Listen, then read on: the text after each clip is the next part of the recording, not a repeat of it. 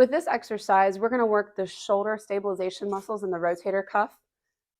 But if we have any tennis elbow or discomfort in our forearm, a lot of times we'll kick that in. So the importance of doing this if you have any type of tennis elbow or golfer's elbow is to make sure as we're doing this that our elbow stays into our side. So if you need to, you can take a small item. This is a little band, I'm just a little black piece, and all I'm going to do is put it in my elbow and make sure that I keep it by my side the whole time. To start the exercise, I'm going to take my shoulder blade and bring it down and back so I have a nice looseness here. And then I'm going to hold the band, making sure I'm keeping my elbow locked into my side, push hard into my side. And then I'm going to move the band out and back. It's a very small motion. If I go too much further, I'm actually going to break the stabilization in my shoulder. So it's a very small motion, just about an inch or two each way, as you can see. The other problem with doing the exercise, holding it a lot of times, is that it does cause the discomfort here because we are extending our wrist as we do this. So you can stop it by either keeping that wrist in a neutral position. So this is what we consider a neutral position at the wrist. This would be slightly extended, and this would be slightly flexed. So we want to make sure that our wrist is right in alignment.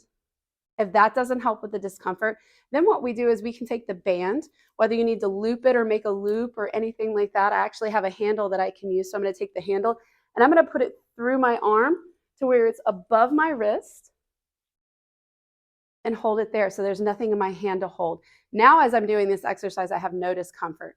So we're going to talk through this again. Shoulder blade's going to go down and back. I'm going to hold it in that position for the entire exercise. I'm giving my elbow a little bit of squeeze into my body. I'm already moved out to the side, as you can see with my hand, just holding this position. And then I'm going to make sure I have a little resistance on the band. I'm going to go out and back, a very small motion.